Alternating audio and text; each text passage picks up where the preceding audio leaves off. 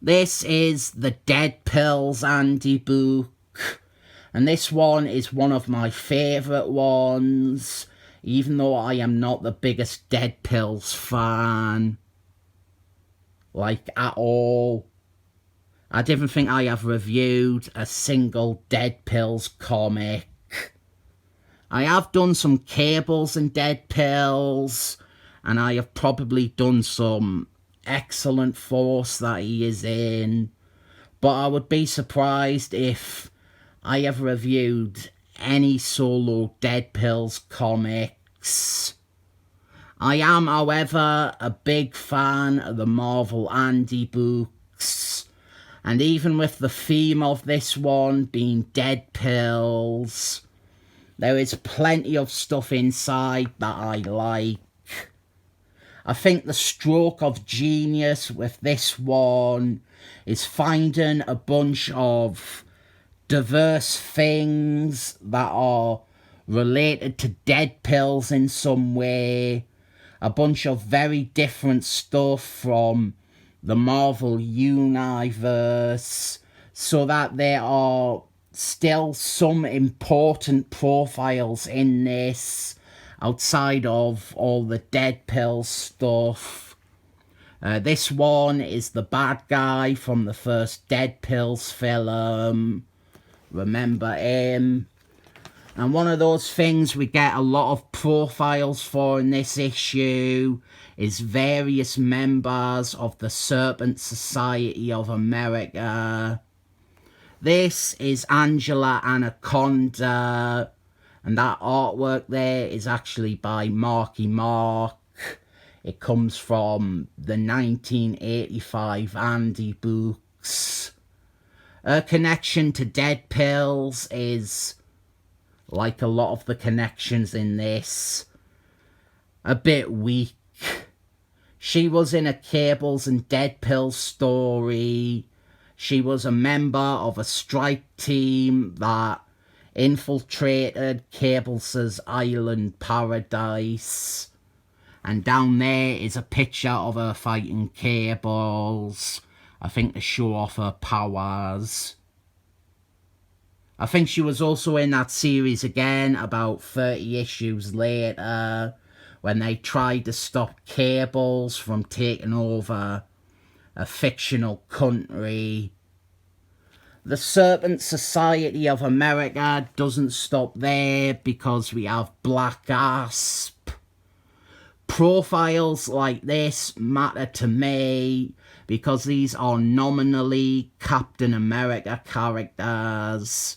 They are from Marky Mark's Captain America run, and that stuff is essential to me. Surprisingly, Black Asp, she was in a different Cables and Dead Pill story to Angela Anaconda.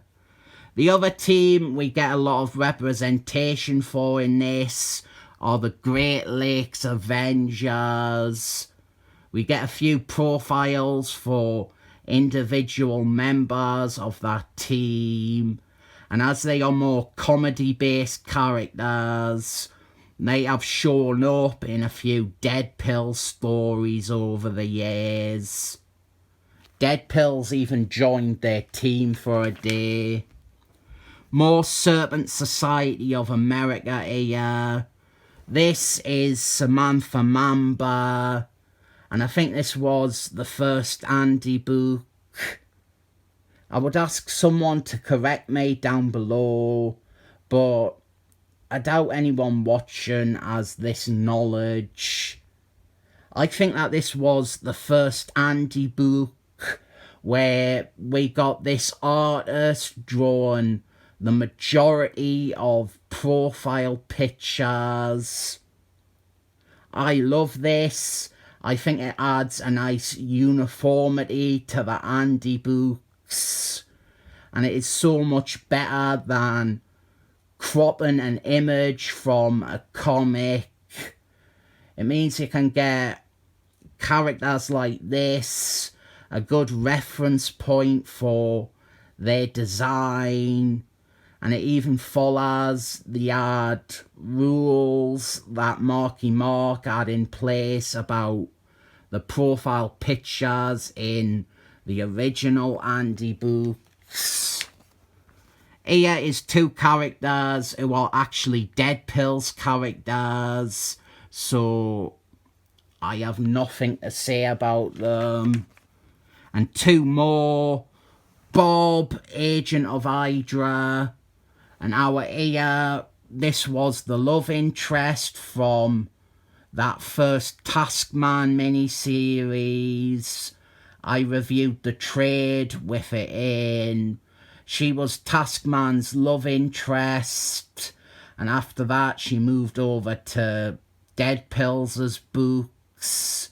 She was in Cables and Deadpool's as a supporting character. As always, I will have to start skipping over certain ones for the sake of this not being a 30-minute video. I'll just say that this character is boring. Really, really boring. The obvious big profile for this, though, is Deadpool's, the man himself, the mouth with a merc. Even his picture is new artwork by that one artist. Deadpool's, he gets a 5-page entry that covers most of his history. I didn't know Deadpool's enough to really point out if they got something wrong or if a story is out of sequence. But as I said, it is already time for me to start skipping over things. I'm not being lazy, by the way. These are 66 pages long.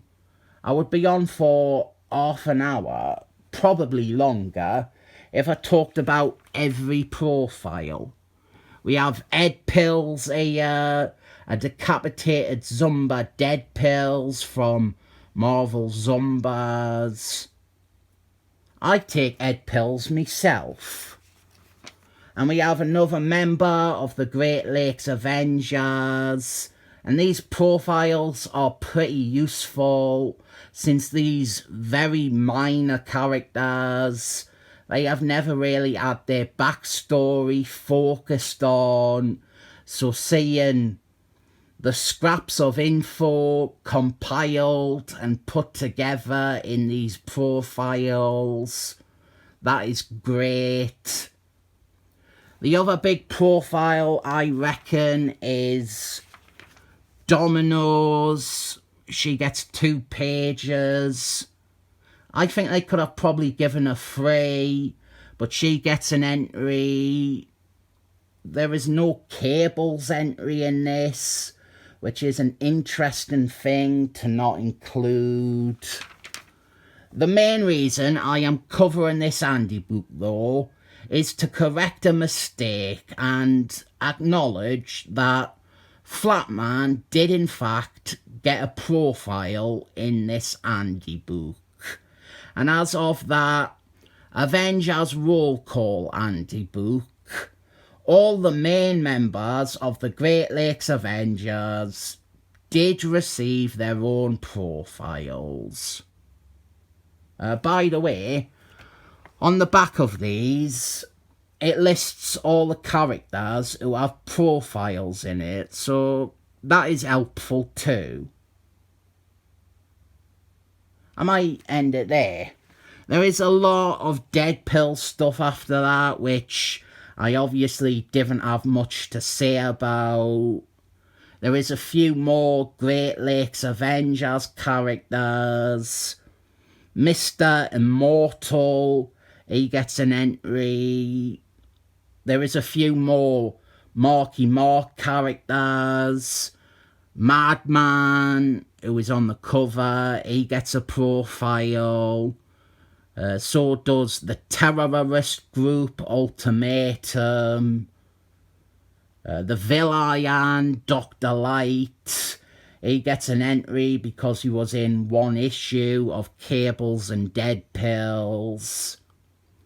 The Gail Simon cowgirl character, who is also on the cover, she gets a profile, and I think it's best for everyone if I didn't talk again about the hypocrisies of Gail Simon in her creating a female character who is a barely clothed cowgirl for Dead Pills to objectify. Indie books are nice, and indie books can stop you from doing all the things in life you'd like to. 7 thumbs up.